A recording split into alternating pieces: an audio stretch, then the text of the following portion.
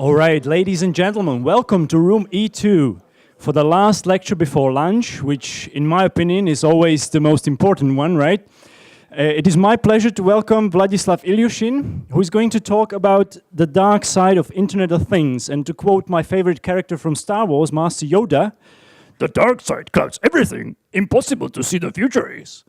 But I'm sure that Vladislav will show us that the future is much brighter and there's things to look forward to. All right, so without further ado, take it away, please. Okay, everyone can hear me? Okay, great. So, I'm so glad to see so many people here. And first of all, I want to ask you, how many of you here are, let's say, CEOs or L1 managers? Anyone? Cool. And any founders here of startups?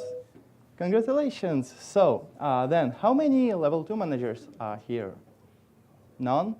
Okay. And how many engineers?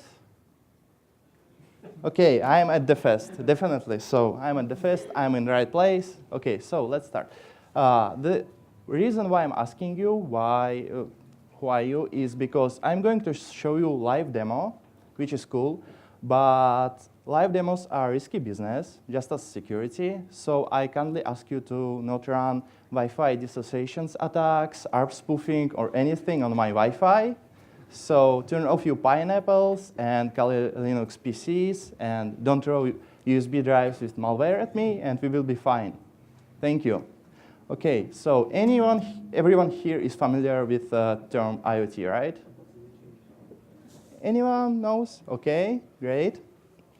So according to IHS, there are about 25 billion IoT devices out there right now. And by 2025, it'd be more like 75 billion IoT devices. And it's quite a lot.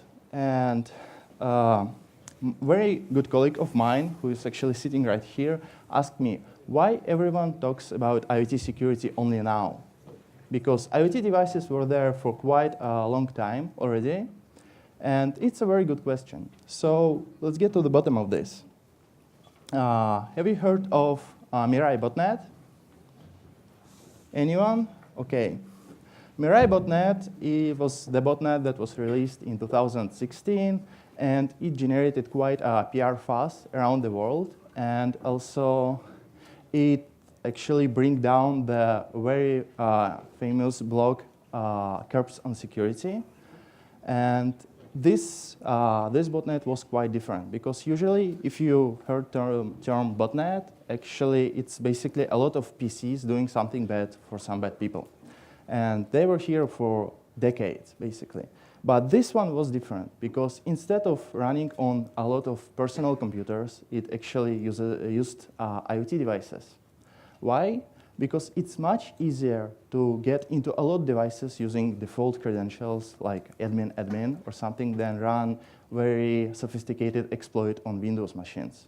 So it began like a shift from using Windows machines for botnets, and we started, like bad guys started using IoT devices. Which is fun for bad people and not very good for us. But the thing is, the question I'm asking myself is, why exactly we're using IoT devices? So, and the reason is, it's us, humans, because we want to make our lives more easier, more convenient, and we actually spend a lot of time building tools, creating tools that help us in everyday life. So, for example, I want to ask you a question. How many of you here have a friend or someone who works as a farmer? Anyone? Wow, it's quite a lot. But if I would ask you the same question, let's say 100 years ago, the situation will be quite different, because actually everyone would have to work in agriculture to make food. And now we're using automation, using tools to basically get to the point where only several % of people work in agriculture. So, do you know what Knocker upper means? Anyone? Have you heard of this term before? No? Okay, Knocker upper was a profession. and in 90s, and it's actually a human alarm clock.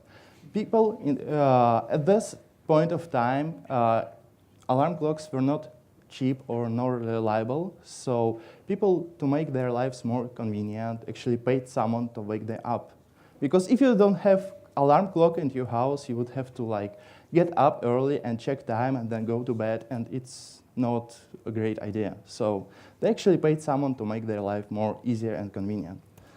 Now, to the next question. Do you know what happened in the period from 7060 to 8060? Anyone? Any guess? Okay, so you actually got a mint. Congratulations. Thank you. So at least someone. And Industrial Revolution happened, and we actually switched from actually creating tools by using our hands to actually automation using steam-powered machines, etc., etc. Now, anyone here goes to McDonald's? Okay, good for you. Yeah, good for you. But let's say for some unspeakable reason you want a Big Mac. 5 years ago, what you would do usually is, for example, you go to the cashier, you pay for your Big Mac, and you wait for it, and that's it. Well, guess what? Cashiers requires, let's say, minimum wage, insurance, they can get tired, get sick, etc., etc. From McDonald's point of view, it's not best thing to have a human cashier. So guess what? On the picture on the right, you can see your new cashier. After initial investment, it was only pennies of electricity and maintenance, and it actually never gets tired. It never gets sick, and it actually can work 24/7. Now, but from the perspective of workers that actually work in McDonald's, it's a conflict of interest, right? Because they want to keep their job, and McDonald's want to do better business.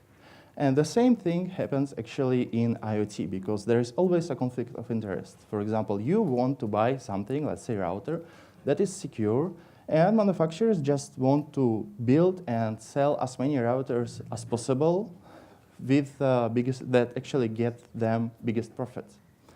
So the reason is us. That's why IoT is insecure and why we actually use such devices. Now, enough with the history. Let's take a look at something modern. On the picture, you can see a phone Nokia 3310 that was released in the year 2000. This phone actually allowed you to send short messages, to call someone, and that's basically it. People from Nokia were so cool, they actually put alarm clock inside it. So no knocker upper is needed. Unless you need to wake someone up, like your partner or your child, and then you are the knocker upper. Now, in 2017, there is a new iPhone 8 or iPhone X that is released, and it actually allows you to do the same thing that old Nokia would allow you. And it's call, send short messages, but it also allows you to get instant access to whole humankind history and knowledge. Also, it will allow to access movies, play music, get thousands of applications, and the CPU in this phone actually is more powerful than the one that was used in the mission Apollo 11. And mission Apollo 11 got humankind on the moon. So devices get more complex, and it is fine, but when devices get so much more complex, there will be mistakes. And this is exactly what's happening, because we encounter new and new problems every day. We got new threats on all platforms. We got, for example, old problems on new platforms, etc., etc. So, anyone here has an Android phone? I'm definitely at DevFest. Okay, and how many of you use Google Play, let's say? Okay. How many of you think that a Google Play is secure? Okay. You are loyal to Google? Okay, so actually, yeah, it's true. Google Play is kind of secure. It actually, Google checks every application that is submitted to Play Store, but sometimes malware can slip through. And for example, on the picture, you can see the screenshot from Google Play on the application The Fool. It is a game. So let's say you install this application. You can play it or not, it's up to you, nothing happens. Interesting thing happens 1 week later when you actually, on every page you open, you get malvertisement. It's a pop-up that says, hey, your phone is unsecure, and conveniently for you, it offers you a solution, a Chinese antivirus. So, okay, so you open this page, Google Play opens on the page of this antivirus, and you install it. Okay, that is great. So you know what first thing this Chinese antivirus does when it's installed on the phone?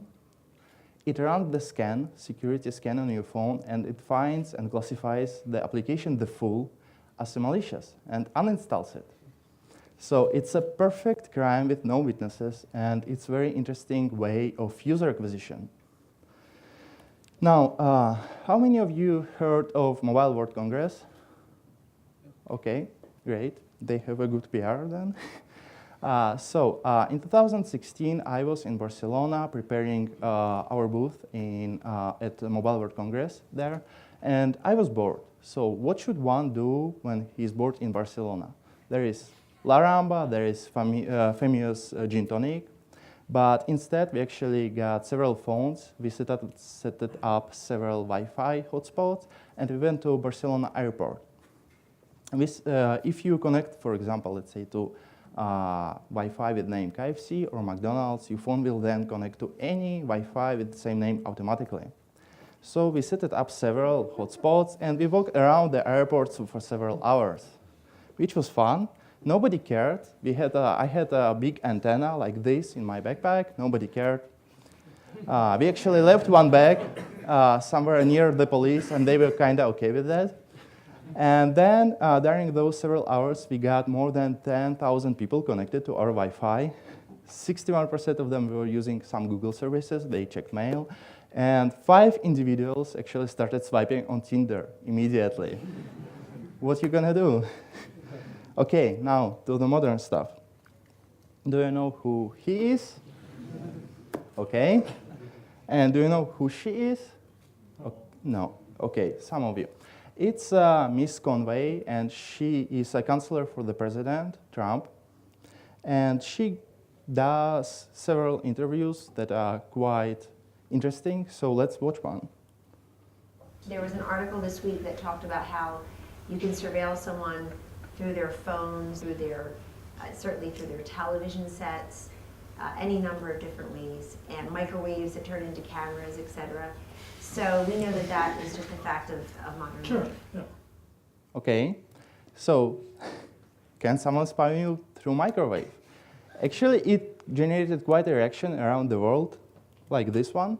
And it would be nice to know if Obama was spying on everyone through the popcorn setting on our microwaves. Oh, excuse me, my Hot Pocket's done.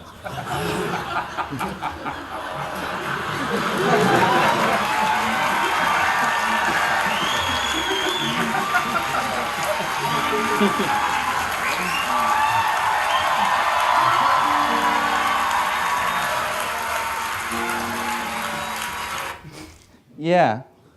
So the question of the day, can someone spy on you through microwave? Any guesses? Okay, how many of you think that it is possible to spy on people through microwave right now? Okay, several. Wow, quite a lot. Yeah, right now it's quite difficult without physical access to said microwave. But let's imagine some manufacturer will go on business and say, hey, we want to build something that's called IoT, let's say IoT microwave.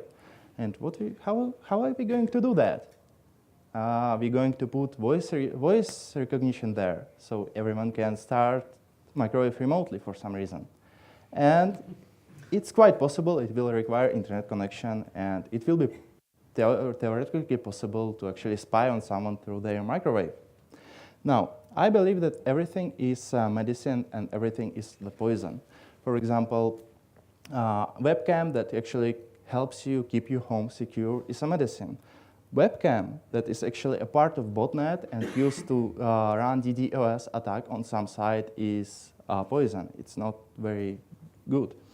So we have a lot of unprotected appliances that are coming to market, and they actually have some problems with them. Let's take a look at several of them. Okay, do you know what this is? Okay, how many of you own that? Okay, 1, 2, 3. Great, so it's a smart socket that you actually can control remotely. It's great for our home automation, and let's say, I was poking around with this, and it actually has a public exposed API, so everyone on local network can actually send commands to it and get information. And I found like this call that actually gets system information, what there could be, like some numbers, some serial numbers, et cetera, et cetera. The problem is, what I found out, what mine returned is actually location. And I was very surprised to see that. Okay, how the hell did you find out where you're located? Because physically you don't have GPS chip inside this smart socket. So I played with it and find out when you actually sign up to use this smart socket will use application that controls this smart socket will actually use location of your mobile phone during the sign up and put it inside a smart socket. So every time someone asks for system information from this smart socket, it will get actually physical location of such smart socket. So instead of running some geo IP services, just install a lot of smart sockets and ask where it is located. Now, this is a baby monitor from Philips, which is quite nice. Actually, it allows you, for example, two-way communication with your children and so on. And it's great, yeah. Except one thing, that it's actually in the firmware has a backdoor account that is hard-coded and that you cannot turn off, and you can use it, for example, to get a telnet or SSH access to such webcam. Yeah. Okay, now to the demo. What I have here. I have here ordinary router that is secured. It's actually secured, and I would say that it's very secured. But the thing is, I think 3 weeks ago, there was a new attack called key reinstallation attack on the Wi-Fi. And basically, that would allow you to run man-in-the-middle attacks on this network. But for the sake of this demo, let's say router is secure. Now we have a speaker with exposed API, so every device on the local network can send commands to it. Now we have personal assistant, which she's a lovely lady but struggles to understand me sometimes. And then we have almost ordinary network camera, except one thing, you guessed it, it actually has a backdoor account in it. And everyone from the internet can connect to it and do something on your local network. So now to the demo. Okay, any bets on which try it will run? First, okay. Second, cool. Let's see. Okay, so here I have a very simple script that it actually connect through the camera to the router, to the speakers, and then we will talk to Alexa. Hey Alexa, please add Tesla Model S to my shopping list. Tesla Model S, added to your shopping list. Yeah. Disclaimer, you will not receive the car itself, you will receive the keychain. So if you want to order Tesla, you have to go to the dealer because of the laws in the United States. But actually, yeah, you can order something using your voice and not using only your voice, but any voice, because Alexa doesn't care if it's you speaking or someone else. And if you have Prime in the United States, there is actually on Amazon, if you see one-click checkout, anyone knows that? Okay. And basically, instead of asking and adding something to your shopping list, it will order it immediately. So let's say you go to the holiday, and someone pokes around with your local network, and then you get home, and you get like 10 big packages of something that you didn't order. That's fun. Yeah. Actually, with this thing, any of you actually uses integration? Anyone here has a smart assistant? Let's begin with this. Google Home, Alexa, okay?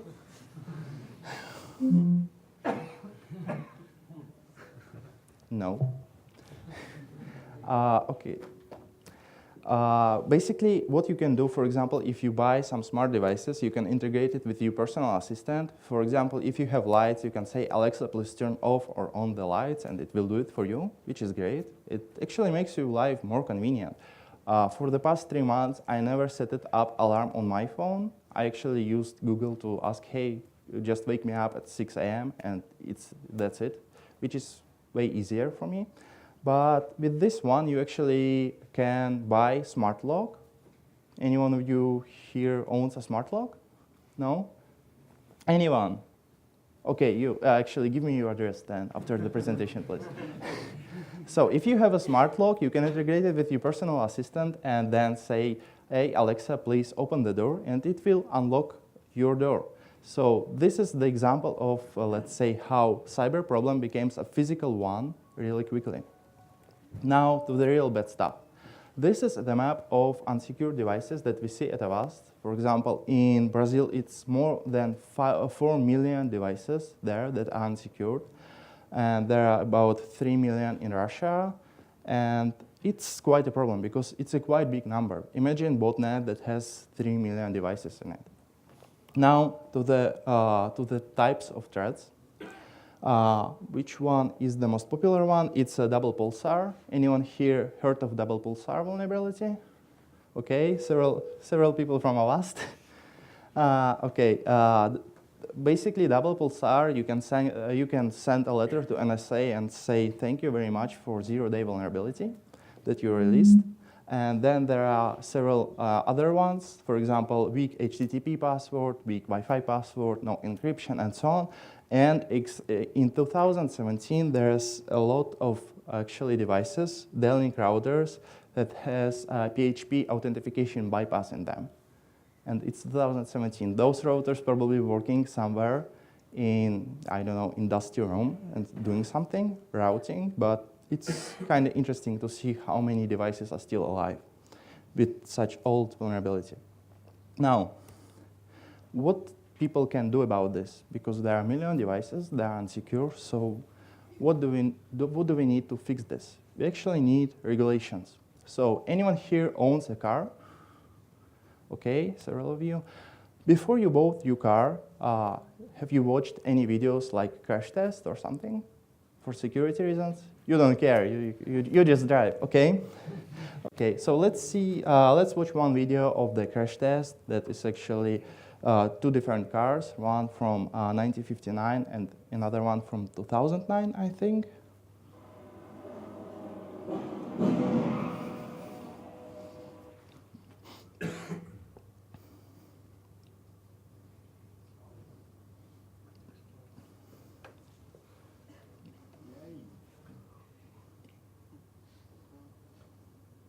Okay, this is the new one, and this is the old one. Yeah, in which car would you prefer to be in case of crash? Okay, how many here votes for the old one? Okay, I will stand right there, just in case. The thing is, cars get more secure and more safe every year, and why is that? It's because of the regulations. In the USA, it's Institute for Highway Safety, and in Europe, I think it's European New Car Assessment, and those are institutions that they have a job, and it's basically crash cars. And before car is road legal, they have to approve it. Basically, they test every model of the car before they make it road legal, which is great. So basically, we have better and better cars, much more safety because of this. And the same thing we need basically for IoT devices. Now, let's take a look at several devices. For example, devices that actually have a battery inside them. Any of you here own, for example, iPhone? Okay. Android, anything with Android, okay. And basically, batteries in new devices are safe. They are safe with few exceptions. Yeah, anyone here owns Note? No? You? 8 or 7? Okay.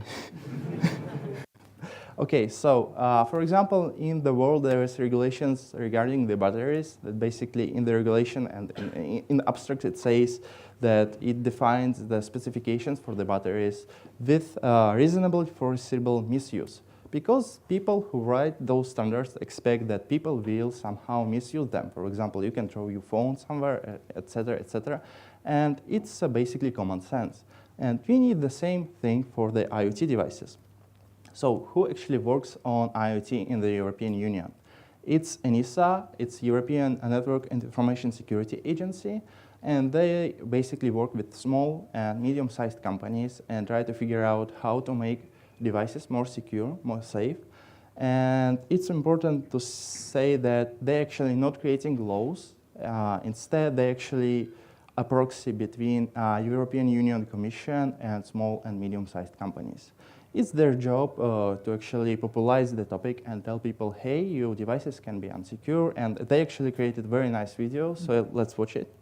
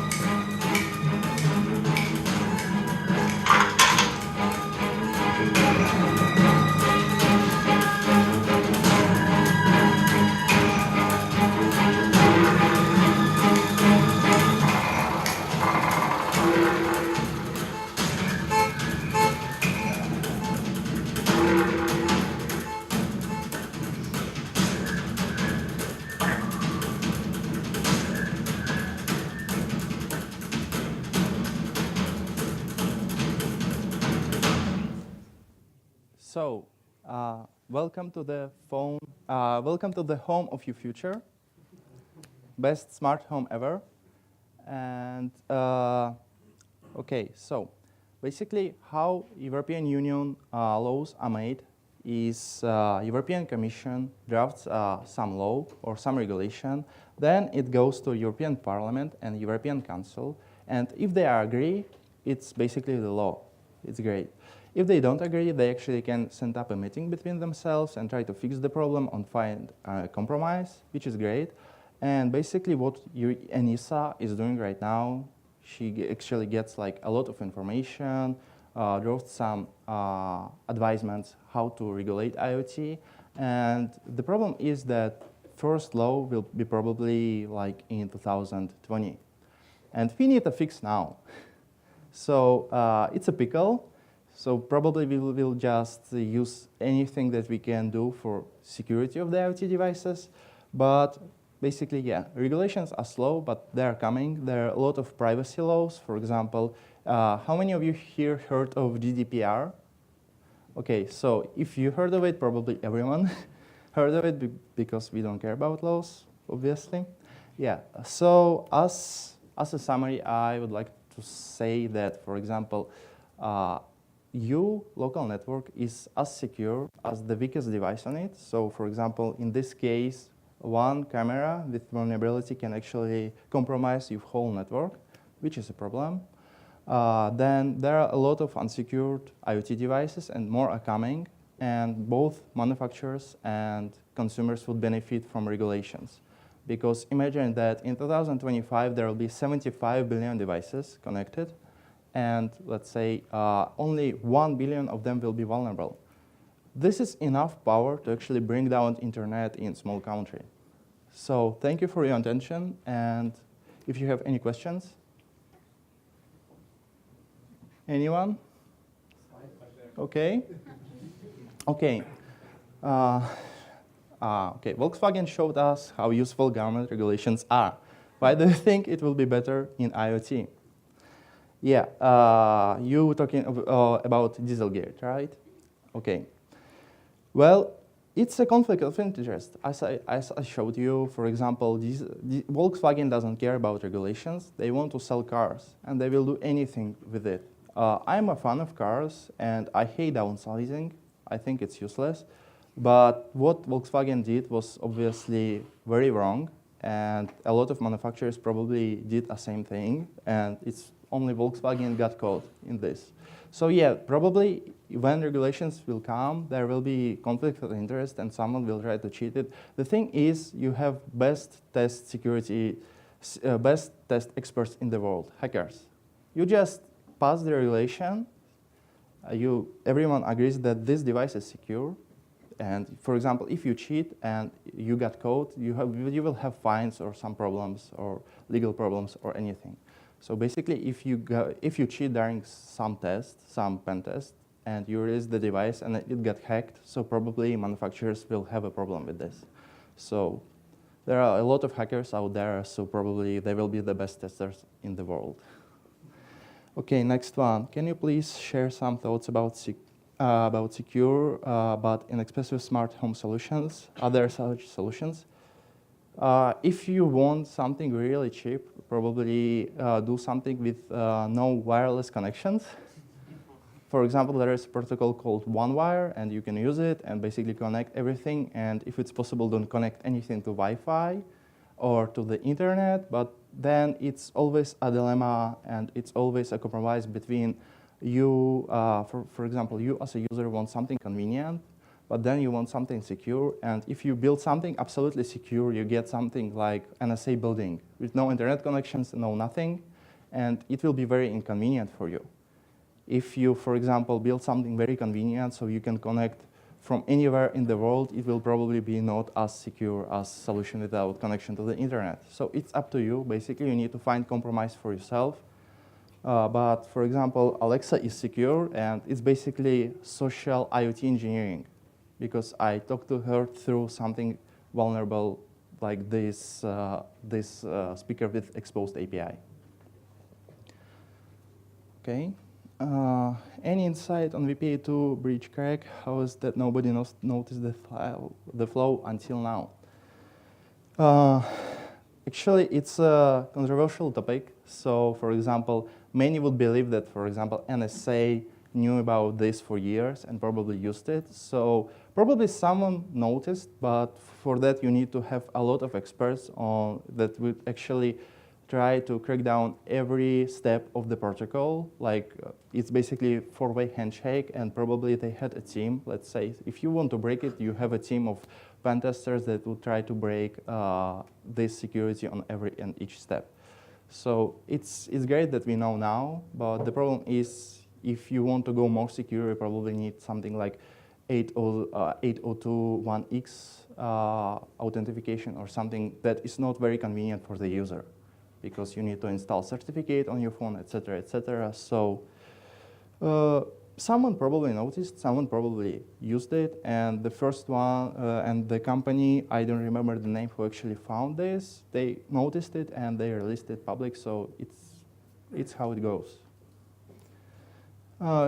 Chinese antivirus, uninstallation of any app requires user consent. It should be not possible to have an app and install another app. How is it done then? Well, this actually happened several years ago. And for example, if some application asks you to install another one, back then the user would only need to click OK. Or Chinese antivirus would ask for all permissions and device administration, etc., on Android, and then it can do whatever it wants. Okay? Any other questions? Okay.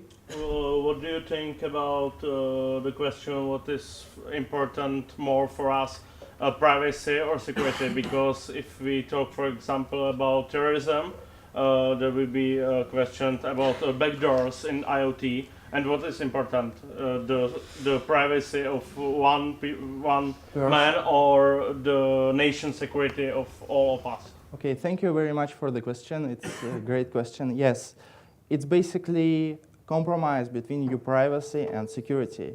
With total security, there will be no privacy whatsoever, and with total privacy, there will be not so much security. The thing is, NSA, for example, let's say in case of terrorism, NSA didn't ask for permission to use backdoors or anything, they just did it. They actually passed the law, and I don't think it's Patriot Act or something that basically allows them to do whatever they want. So they will not ask permission, and for example, if you can go to Shodan right now, you can find a lot of IoT devices that are unsecure, they have default passwords, etc., etc. And if you're a bad guy, you can use them. Then good guys, let's say NSA, they will use it too, but as much as they like. The thing is, it's about convenience and what is you standing here. If you want privacy or you want security. And I don't know, how many of you here, for example, voted in Czech Republic? Okay, so probably you know what I'm talking about. It's up people to vote some representative from the people, and those representatives have the vision. For example, I think in 2001 it was George W. Bush who actually helped push all the Patriot Acts, etc., that gives more rights to NSA, let's say. And it's basically what people want. If they want security, they will have to give up some part of privacy. The thing, what we're probably asking, if it's convenient for the government to pass some law that actually mandates backdoor accounts in any device so they can use it. Actually, United States did it in 1986, I think. It was like secure chip on the personal desktops. So all information going to internet is encrypted using this chip. But when they want, they actually can go to you, get this chip with a secure key, and actually get all the traffic and use it to decrypt all the traffic from your PC. And I think one of the famous hackers hacked it in like 1 week, and the whole project was canceled. Then there was another clause with Apple phone and decryption. So if you have one master key to decrypt everything, it's basically not very brightest idea. And it's up to us to tell the governments to actually give them information that it is not brightest idea and it's very bad idea. Okay, anyone else? Okay. How is difficult now to hack Tesla car? Well, have you heard about Tesla car hacking? Like, have you heard that it was hacked? Okay, there were probably some problems with updates over the air, etc. But anyone of you here actually watches DEF CON conference? Okay, have you seen the Jeep hack? So basically, what several pen testers did, they actually get the Jeep car and they connect it to the CAN bus and they start watching how car is doing. And then they managed to hack it through Wi-Fi because car conveniently had a Wi-Fi hotspot inside it, and they had get into the board that controls brakes, controls acceleration, etc. And they managed to hack it. So how hard is it to hack Tesla car? You tell me. You go and try. Our CTO never allowed me to get his Tesla to try. So. Do you have cover laptop camera? Do you cover laptop cameras? I think it's right here. It's a duct tape. So yes. If you go to the regulations, would Avast be held responsible for the recent CCleaner malware fiasco? Very good questions. Yes. Actually, we bought the company that built CCleaner, and after 1 month, another company notified us about that. So we get to the FBI and try to actually work on this issue with them. And we actually couldn't release this information to public. And on the first Monday that we actually were able to release this information, we notified everyone. And the basic thing with this is that everyone thought that like millions and millions devices were hacked. In this case, this was very complicated attack. It was actually a two-stage attack, and about 40 PCs were actually infected with malware. And hackers who did this, they actually targeted another international companies. So every time CCleaner tried to communicate somewhere, it actually checked if this IP from on which this application is installed actually is in domain of some company. So they actually targeted several companies, and they screw up several times. For example, SK is not South Korea, it's Slovakia. So it was kind of fun, but yeah. Anything else? Okay, thank you very much for your attention. Thanks for having me. And actually, let me take a selfie. All right, thank you very much, Vladislav. And if you want to delve deeper into the issues, I'm sure that you can catch Vladislav in the speaker's corner on the corridor. Now it's time for lunch. You can find lunch in this building on the first floor. Just follow the arrows on the corridor. All right, thank you.